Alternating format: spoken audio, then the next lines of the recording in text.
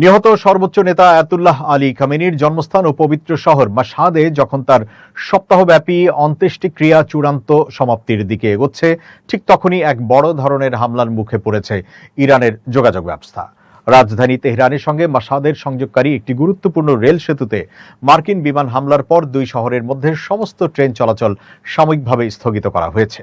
এর ফলে খামেনির শেষ বিদায়ে সামিল হতে মাশহাদের উদ্দেশ্যে রওনা হওয়া লাখো শোকাকুল মানুষ চরম ভোগান্তির মুখে পড়েছেন।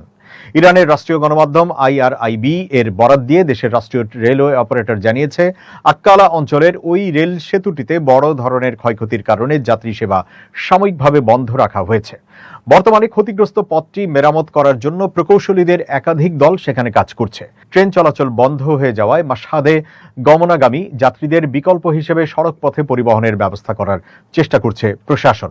এদিকে ইরানের প্রভাবশালী সামরিক বাহিনী ইসলামী রেভলিউশনারি গার্ড কর্পস IRGC এই হামলার তীব্র নিন্দা জানিয়ে বলেছে, আয়াতুল্লাহ খামেনির দাফন প্রক্রিয়াকে বিঘ্নিত করতে এবং বিশ্ববাসীর মনোযোগ ভিন্ন খাতে নিতেই ইচ্ছাকৃতভাবে মার্কিন বাহিনী আক্কালার এই রেল সেতুটিতে আঘাত হেনেছে।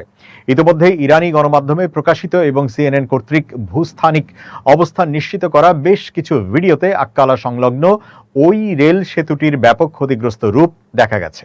তবে এই সুনির্দিষ্ট সেতুটিতে হামলার বিষয়ে মার্কিন যুক্তরাষ্ট্র এখন পর্যন্ত সরাসরি কোনো দায় স্বীকার করেনি। মার্কিন সেন্ট্রাল কমান্ড এক বিবৃতিতে জানিয়েছে, তাদের বাহিনী ইরানের উপকূলীয় অঞ্চলে প্রায় 90টি সামরিক লক্ষ্যবস্তুতে নিখুঁত হামলা চালিয়েছে। তবে সেই বিবৃতিতে আক্কালার এই রেল সেতুর কোনো উল্লেখ ছিল না। এ বিষয়ে মার্কিন সেন্ট্রাল কমান্ডের সঙ্গে CNN যোগাযোগ করলেও তাৎক্ষণিকভাবে তাদের কোনো আনুষ্ঠানিক মন্তব্য পাওয়া যায়নি। শেষকৃত্যের এই সংবেদনশীল মুহূর্তে এমন হামলা ইরান ও আমেরিকার মধ্যকার চলমান যুদ্ধ পরিস্থিতিকে আরও বেশি উস্কে দিবে বলে মনে করছেন আন্তর্জাতিক বিশ্লেষকরা।